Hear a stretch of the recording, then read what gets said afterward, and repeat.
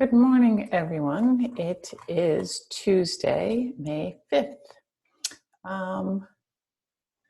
Still doing well vis-a-vis new COVID infections yesterday, but I heard there's a bunch of people in self-isolation, so we're not out of the woods yet. Today, I thought I'd talk about writing, specifically thesis writing. Writing is hard, so don't feel bad if you're struggling with it. Writing is also personal. These are our words, and we feel as if they reflect ourselves. Since they are so personal, they're really emotional, even if we're writing about something abstract or scientific. A thesis is your creation, and each word is a precious pearl of wisdom. That makes it very hard. Before I begin with the advice, I want you to realize that different things work for different people. For some, putting aside a block of time in the morning with no interruptions and nothing else to do spurs them on to write. Others like to have a competitive environment where they're in the same room as others and are expected to report on their progress at the end. Others get up in the middle of the night to pound out pages. Still, others work very well with something called snack writing, where you write small amounts in 15 to 20-minute sections. Some prefer to write the introduction once or all at once. Others like to start from the end and go to the beginning. The point is, everyone is different, so find out what works for you. To make it worse, what's best for writing an introduction might be very different from methods or results section. I borrowed some tips from the cheeky scientist to talk to you about some of the things that are kind of common across thesis writing. Basically, the questions we need to ask are, which section should I write first? How should I organize my data? And when should I write? So what's very important is know what question you're asking. That is, what's your thesis statement? You always need to know what your hypothesis is or what question your thesis is asking or answering. You should be able to summarize your thesis in a sentence. The purpose of this thesis is. This question will probably change over time, but the more you clarify it, the better you are at being able to sit down and write, because you have a plan, you know what you're writing about. Break your thesis into defined stages, and I don't mean defined sections, although that is important. But what's going to happen is that you should write a really rough draft first.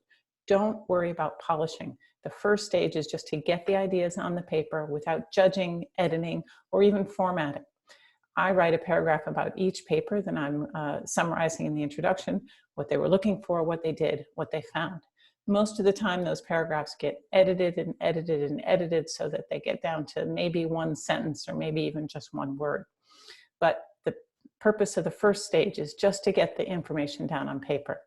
In the second stage, you do editing, and then you need to be a little more rigorous with your writing. And then at the end of the second stage, your goal is to produce a manuscript that has a clear structure and a logical flow. But you're still not necessarily at the final stage yet.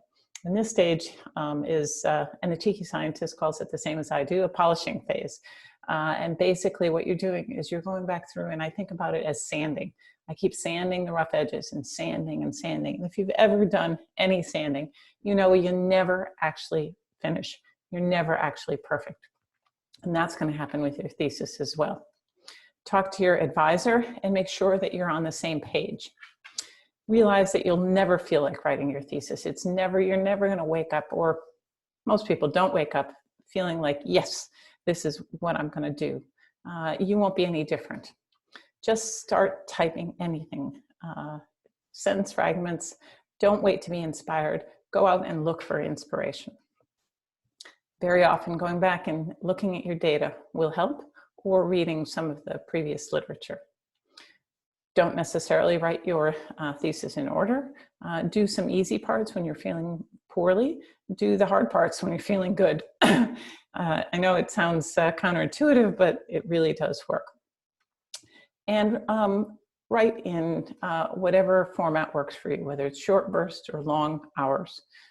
But anytime, you do still need to, regardless, you still need to take a break.